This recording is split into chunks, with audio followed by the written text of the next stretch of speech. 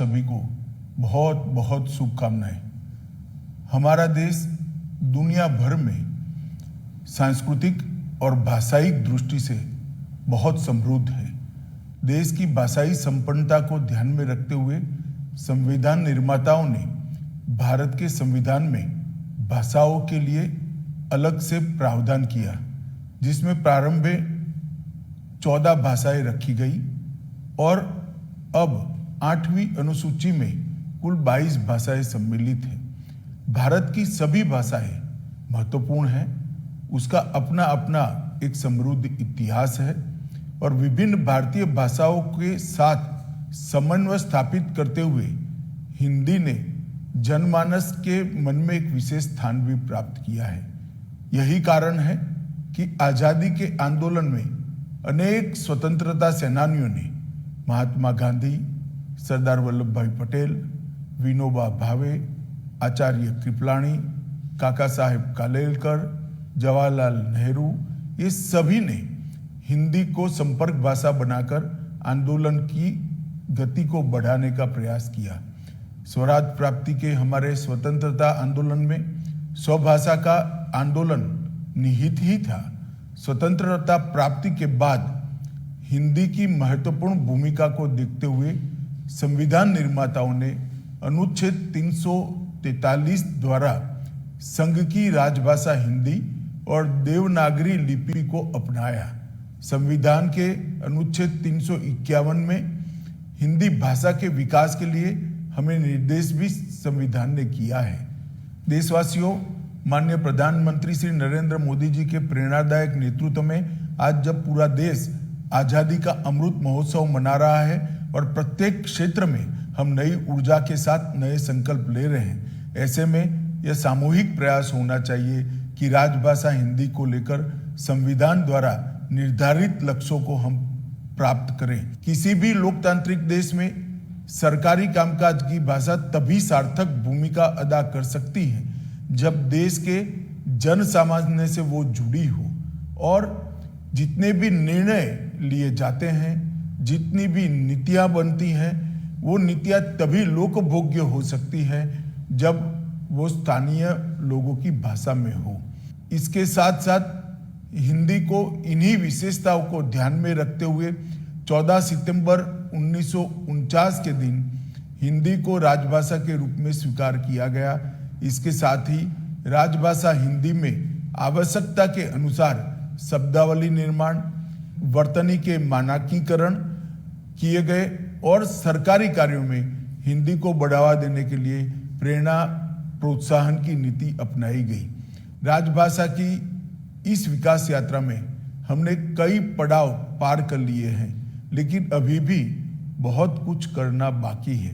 विगत 3 वर्षों में प्रधानमंत्री जी के नेतृत्व में सरकारी कामकाज में हिंदी का प्रयोग अधिक हो, इसके लिए गृह मंत्रालय का राजभाषा विभाग निरंतर प्रयासरत है, जिससे विभिन्न मंत्रालयों विभागों में हिंदी का कामकाज तेजी से बढ़ा है। मुझे ये बताते हुए हर्ष हो रहा है कि वर्तमान में गृह मंत्रालय में ज्यादातर कार्य हिंदी में किया जाता है तथा कई अन्य मंत्रालयों के माननीय मंत्रियों ने भी अपना अधिकांश कार्य राजभाषा हिंदी में करना शुरू किया है।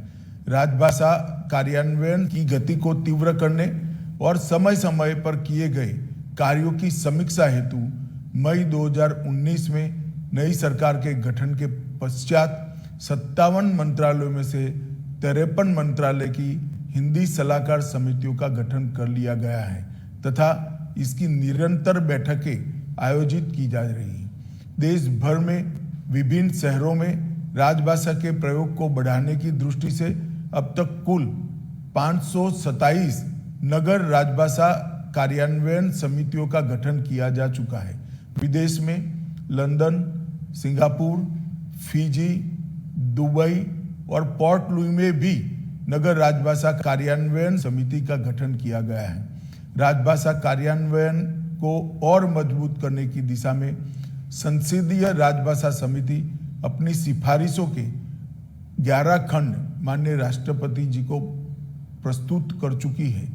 राजभाषा विभाग द्वारा 13-14 नवंबर 21 को बनारस में पहला अखिल भारतीय राजभाषा सम्मेलन तथा नई दिल्ली केंद्रीय सचिवालय राजभाषा सेवा संवर्ग के अधिकारियों के लिए पहला तकनीकी सम्मेलन आयोजित किया गया। इन कार्यक्रमों से हिंदी प्रेमियों में उत्साह की अपार वृद्धि हुई है।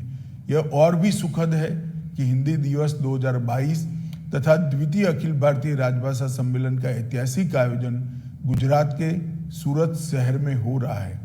गृह मंत्रालय का राजभाषा विभाग सूचना प्रौद्योगिकी के माध्यम से राजभाषा हिंदी के प्रगामी प्रयोग की दिशा में निरंतर प्रयत्नशील है।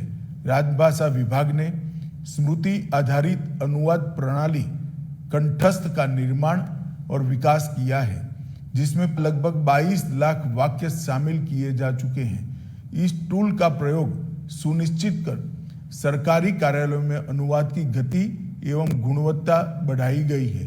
राजभाषा विभाग द्वारा जन साधारण के लिए लीला हिंदी प्रवाह मोबाइल ऐप तैयार किया गया है, जिससे अपनाकर 14 विभिन्न भाषा भाषी अपनी अपनी मातृभाषा से निःशुल्क हिंदी सीख सकते हैं।